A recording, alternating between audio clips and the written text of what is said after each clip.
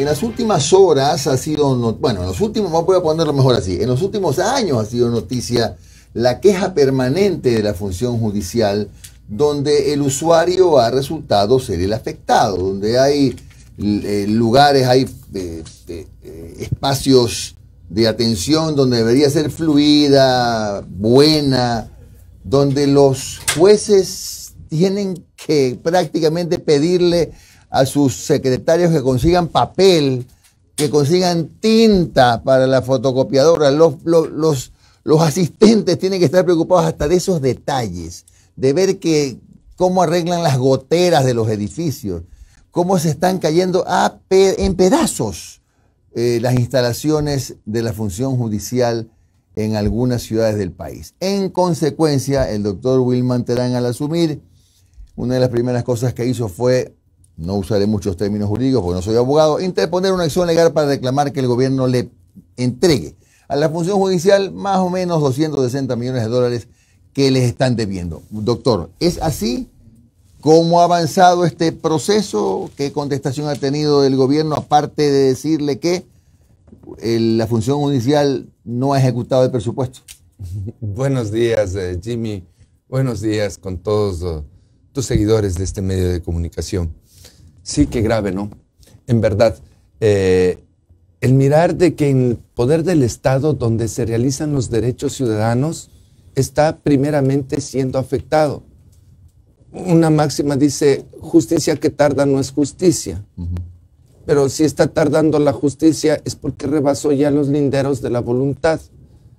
Porque hay menos personal, más población. Hay menos personal y también no hay los insumos necesarios para esa administración de justicia. No solamente están las ideas de las sentencias en la mente de cada juzgador, sino que estas se imprimen en papel. Y tan grave que no hay ni siquiera ese papel, que muchos se ven obligados a peticionar y en otras realidades no hay ni a quien pedir. Tan grave que toda la infraestructura, aparte de ser inadecuada, se esté cayendo, no solamente en Guayaquil, en todo el país. La infraestructura muy comprometida en Esmeraldas, en El Oro, no existe el Palacio de Justicia, está comprometido luego del último sismo. Ver en otros lugares, Colta, Chimborazo, etc. En lugares como Imbabura, donde es antitécnica incluso el espacio para la sala de audiencias, donde ese antitecnicismo genera una revictimización de las mujeres víctimas de violencia, cuando estamos hablando de que la función judicial hace que los derechos se cumplan ya, porque la ciudadanía quiere ese cumplimiento de derechos ya, y que se desatienda. Se ha hablado con el presidente de la República en su momento, no ha prestado mayor interés, y no es que se haya recurrido al último recurso. Por excelencia, siempre será el primer recurso recurrir a los mecanismos legales. Es una garantía jurisdiccional, en donde en definitiva no es que se está demandando el dinero, se está demandando que se declare la violación de derechos al Poder Ejecutivo. Pues según la norma, el Estado tiene la obligación de dotarle a la función judicial del presupuesto económico suficiente para garantizar la seguridad jurídica. Cuando no dota de ese presupuesto, el violador de la seguridad jurídica es el Poder Ejecutivo. Y ahora, ¿cómo es esto de que, según el gobierno nacional, los recursos sí han sido entregados y más bien no han sido de la manera más adecuada devengados esos gastos o justificados? Es decir, no han sido invertidos, que es peor todavía. No han sido invertidos adecuadamente, que no llega esa inversión, dicen, ni al 1%. ¿Es verdad? A ver, hay que entender. O más bien, el 1% está dedicado a la inversión y el resto es para personal. Eso es lo que dicen exactamente. A ver, en la lógica, lo que es difícil entender para el ciudadano, pero es fácil de explicarlo.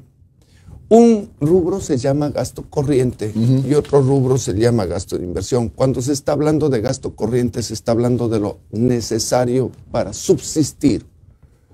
Cuando la familia ecuatoriana recibe un valor de dinero y de ese valor de dinero separa el porcentaje para ir a hacer compras en el mercado, eso es gasto corriente. Entonces, ese gasto corriente es con el que subsiste la función judicial, y en ese gasto corriente hay un déficit, faltan 256 millones aproximadamente, que estoy hablando de lo estrictamente necesario para levantar.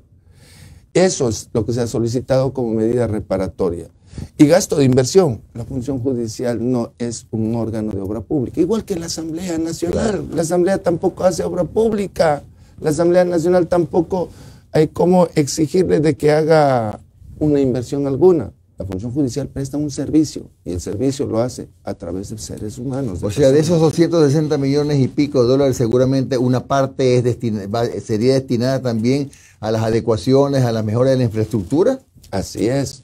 Una parte de esos 256 millones al adesentamiento que se necesita. Imagínense que hay un aguacero y los procesos mojándose. Así es. Imagínense, son lugares en los cuales no es digna la habitabilidad, donde se enferman los funcionarios judiciales, gente que ha prestado los servicios durante largos años, porque no solamente es el usuario externo, sino también los servidores internamente, también su moral ha decaído, y producto de estas cosas. ¿Cuándo hay el pronunciamiento respecto de la acción que usted interpuso reclamando este recurso? No lo sé. No debo hablar mucho de eso porque tengo que respetar la independencia judicial. Lo que tengo que hablar es de los problemas que hay dentro de la función judicial. ¿Me sabrá entender, Jimmy? No, entiendo. Dígame, ¿usted siente, doctor Terán, que la judicatura está trabajando con absoluta independencia?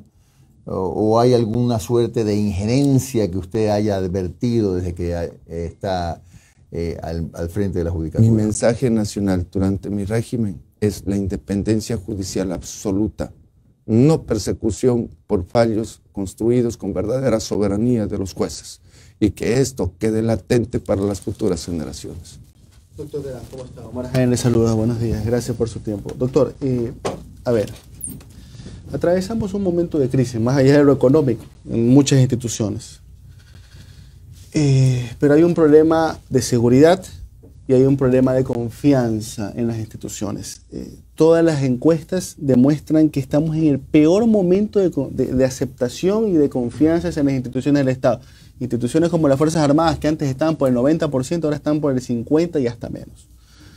La justicia es una de las peores evaluadas, junto con la parte política, y hay hasta una especie de justificación, porque la gente está harta y está con miedo. Y he podido analizar un poco desde que usted presentó esta acción. Se le ha venido en banda todo el coro de gobierno, ¿no? ¿Verdad? Yo he visto que ahora le dedican bastante tinta en los medios de comunicación en contra suya. Pero más allá de que haya o no justificación por el pedido del dinero, la gente pide que la justicia garantice seguridad. Y de vez en cuando nos topamos con casos en donde vemos que a una persona que ha sido acusada de múltiples asesinatos o narcotráfico recibe ciertas acciones o medidas que le permiten, o medidas provisionales que le permiten estar en libertad, y todo el mundo va hacia la justicia, judicatura. Ahí está, la judicatura, y todavía piden plata, dice. Piden plata para liberar a delincuentes, para liberar a narcotraficantes. ¿Qué respuesta se le puede dar a la ciudadanía con respecto a la función de la justicia? Porque recuerdo un caso en donde usted tuvo que salir a explicar, ¿no? ¿Verdad? Oiga, hay veces que los jueces tienen que ver el parte policial y lo que hace fiscalía. Si esa parte de la cadena no se cumple, ¿qué puede hacer un juez? ¿Qué respuesta se le puede dar o qué mensaje se le puede dar a la ciudadanía para que en algo pueda ir recuperando la confianza en la justicia? El problema no es que salgan o ingresen ciertas personas a ser privadas de la libertad. El problema está justamente en eso, en la confianza. Yo he hecho un análisis de un contexto general y he llegado a ciertas líneas de conclusiones. Este no es un problema solo que sucede en Ecuador. Está sucediendo en toda América. Las funciones judiciales de las Américas están siendo objeto de un ataque sistemático y generalizado para desprestigiar a las funciones judiciales. Si analizamos con mucha conciencia un país donde se defenesta un poder ejecutivo, no pasa nada, su marcha sigue. un país donde se defenesta a un poder legislativo, tampoco pasa nada, la marcha sigue. Pero defenesten a la función judicial, quédense sin jueces y empezará a reinar el caos, la anarquía. La persona que necesita que le desocupe el inquilino no irá por el mecanismo legal, irá a la fuerza y reinará la violencia, se desorganizará el Estado civilizado.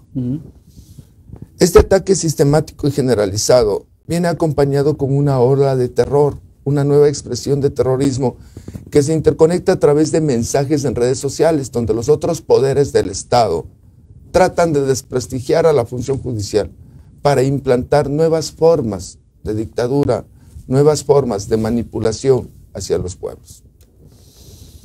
En esta virtud, la configuración del Estado Social de Derecho tiene que ser el primer bastión de protección. Estamos trabajando sobre eso, difundiendo el alto valor moral que tiene que tener un juez. Su calidad de expresión es moral, cueste lo que cueste, a cualquier precio, la verdad sobre todo. Y si hay decisiones que a unos gustan y a otros les gustan, así son los procesos adversariales judiciales. Siempre hay una parte vencida y una parte vencedora. Por lo tanto, jamás un juez dará aceptación al 100%. Siempre dejará una parte que quedará inconforme, porque así es el derecho. A unos asiste y a otros no. Y el mensaje en esa virtud es que la ciudadanía ha de confiar. Pues si sale una persona libre luego de un proceso judicial, ha de haber algún mecanismo jurídico que justifique esa salida. No de ser arbitrario, porque de ser arbitrario, inmediatamente el juzgador estaría tras las rejas. Ahora, doctor. El problema es quién entrega los mensajes difusivos, mediáticos y negativos. Perfecto. Ahora, doctor, supongo que usted recordará muchísimo el asesinato de un fiscal que tuvimos aquí en Guayaquil, al frente de la fiscalía. Ok. Y la gente comenzaba a indagar, a pensar, y en ese momento surgió un pedido de los servidores de la función judicial a pedir protección. Sí. Y ahí uno comenzaba a analizar, ¿no? Doctor, ¿no hay temor que en estos momentos a lo mejor no es que sea un juez corrupto el que libera a un narcotraficante, sino que le ponen en la situación de o me liberas o te doy bala? Plata o plomo. Plata o plomo, como era en la época de Pablo Escobar en los 80 en Medellín. La pregunta es, ¿ustedes están analizando esta situación? Inclusive se está hablando en este país, y eso para que vea hasta a los extremos que estamos llegando, de llegar a las instancias de jueces sin rostro. Ajá. Hay otra idea por ahí, que jueces vayan a Estados Unidos y que desde allá despachen. Claro, vía Zoom. Vía Zoom. Sí, sí. A ese punto hemos llegado.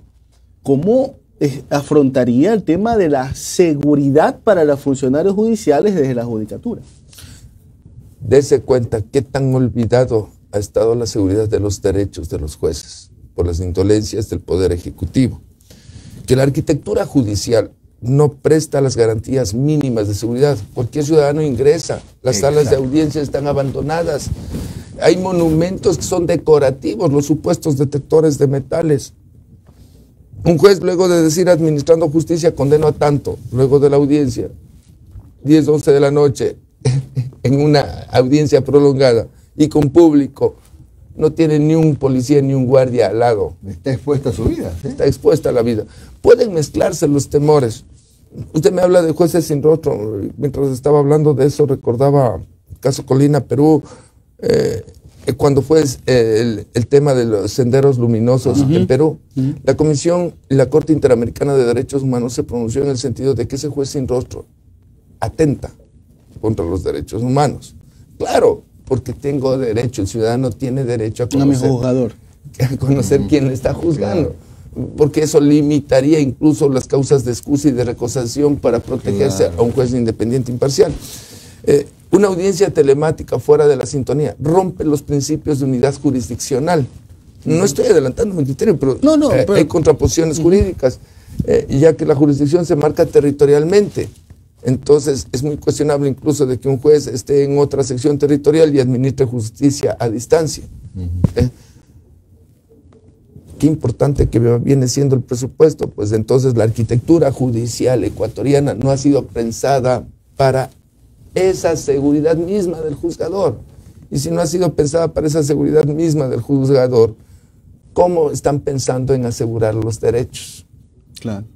No, esto que decíamos hace un momento es tan cierto, doctor, que aquí hemos hablado hasta con abogados que dicen lo mismo, ¿no? Que a los edificios de la función judicial en el país entra cualquier persona, porque no hay presupuesto posiblemente, y creo que es así, para asignar seguridad, aunque sea en la entrada. Y hay unos que entran y otros que salen. Una secretaria recuerda que tuvo que salir a la calle por el calor insoportable que tenía. Doctor. Jimmy, a mí no me pueden engañar, no me pueden decir, me han contado. Yo lo he vivido. Yo lo he vivido. Yo sé lo que es terminar una audiencia a 10, 11 de la noche y salir 1 de la madrugada a pararse afuera de la calle de la unidad judicial a esperar un taxi. Porque normalmente las audiencias de juicio se prolongan así. No es que trabajan 8 horas y ya a la casa corriendo. No, claro. Los jueces que hacen juzgamiento de primer nivel rebasan ese tiempo. Eso sucede generalmente y debe estar sucediendo aquí también. Doctor, la última de mi parte antes de darle paso a Noris, un pedido de pregunta. Dice, pregúntale al presidente Terán, ¿cómo va el expediente, el tema del expediente electrónico que fue ordenado por la Ley de Transformación Digital? Le iba a preguntar eso. Que tiene que ver con la colaboración, tiene que ser un trabajo mancomunado con la Corte Constitucional. Dice, pregúntele si es que Finanzas ya coordinó el presupuesto para ese expediente electrónico. Ay. Bueno, hay dos dimensiones en eso. La verdad, cueste lo que cueste. La una dimensión es de que la función judicial anticipa en el tiempo y genera un programa que se llama SACHE. En definitiva, eso pudiéramos llamarle como el expediente electrónico.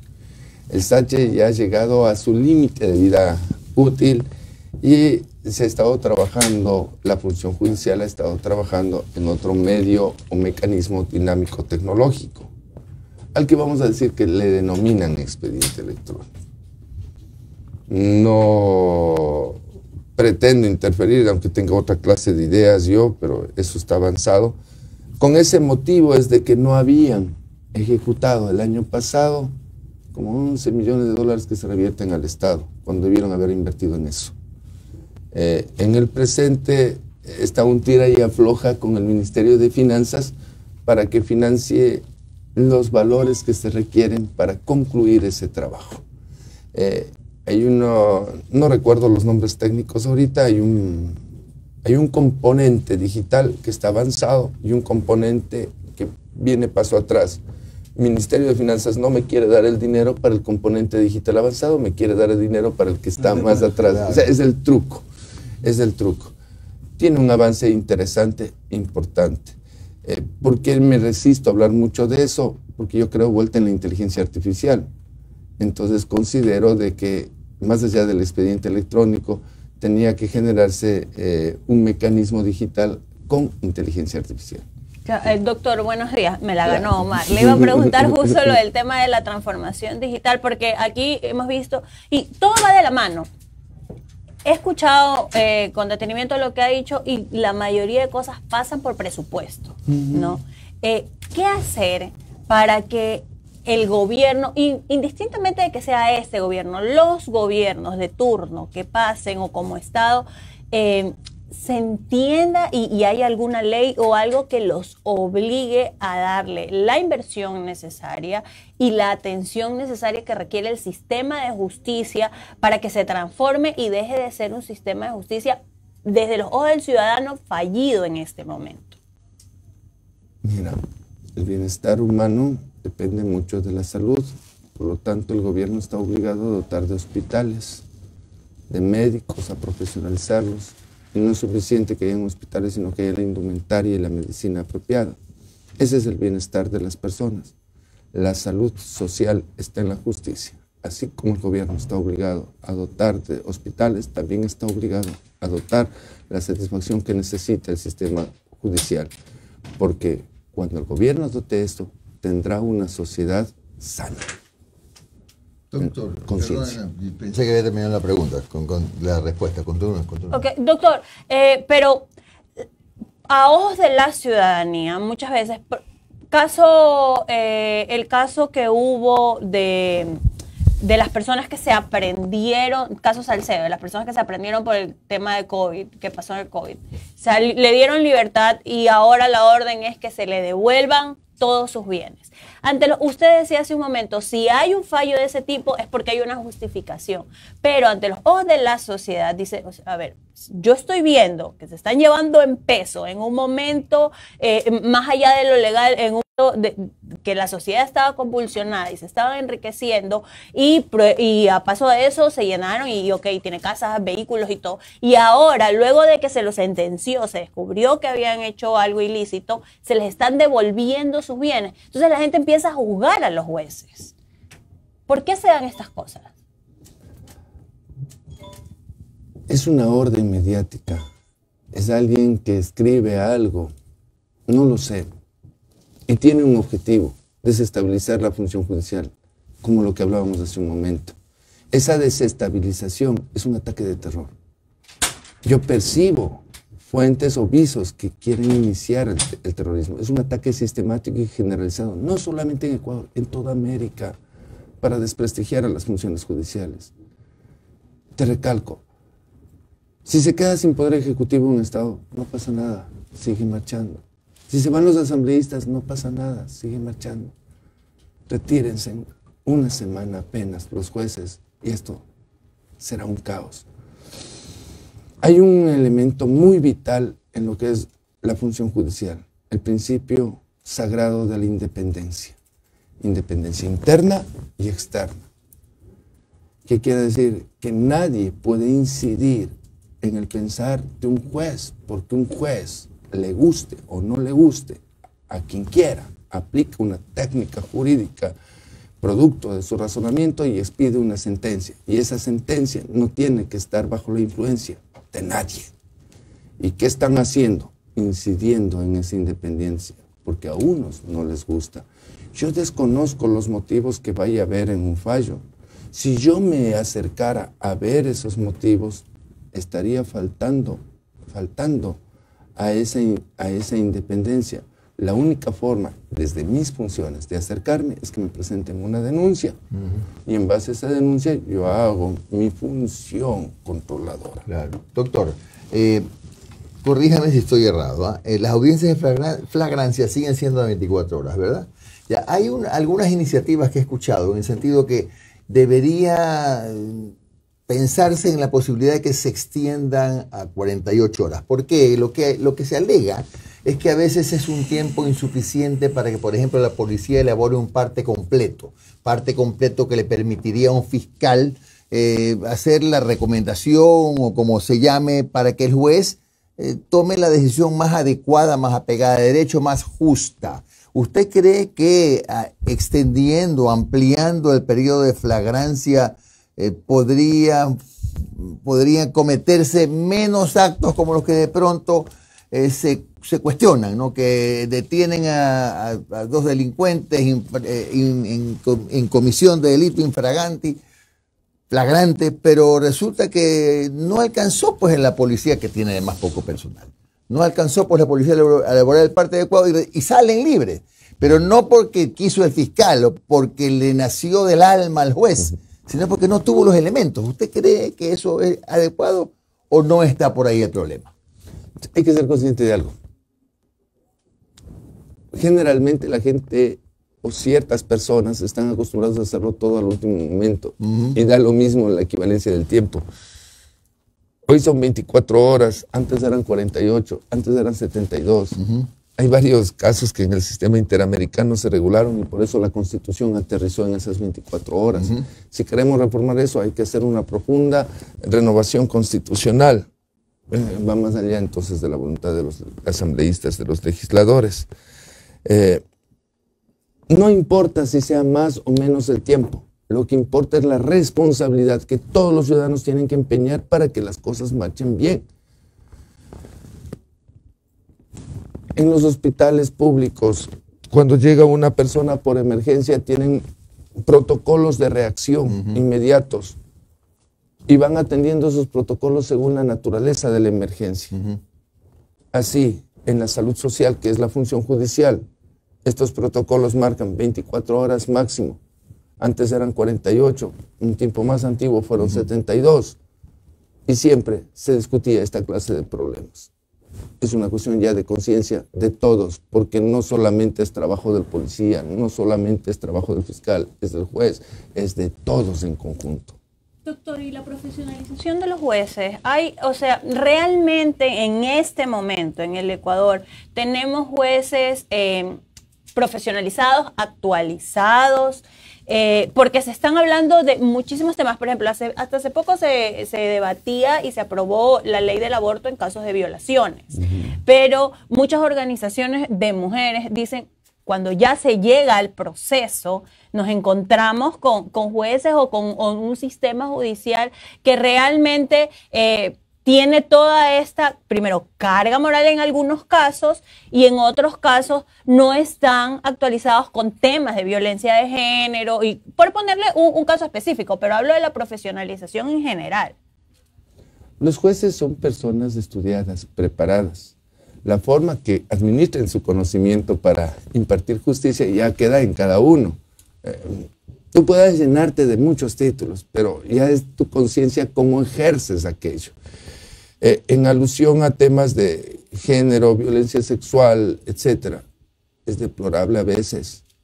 A veces no es que no tengan la técnica, pero solamente pensar esto, un salón de audiencias muy limitado, en donde no hay el espacio para la privacidad y por la estructura de ese salón tiene que enfrentarse visualmente hacia el agresor.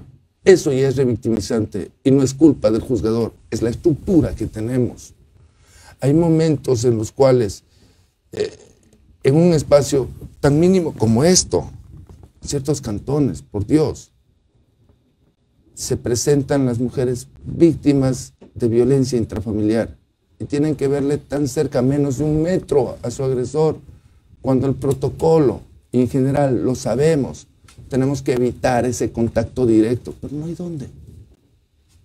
Doctor, para terminar, no sé si sea una exageración, pero con las cosas que hemos conversado y lo que le escucho, podríamos decir, para un poco graficar, que la función judicial, por los problemas que usted expone, está en terapia intensiva, ¿no? Sí, sí, hay que decirlo, es la verdad, sobre todo la verdad. Y en época de crimen organizado, eso... Es más fatal. Claro, ¿no? Peor todavía. Sí, debemos incentivarle para combatir el crimen organizado y proteger el Estado Social de Derecho. No queremos la desestabilización de nada, queremos protegerla a la ciudadanía.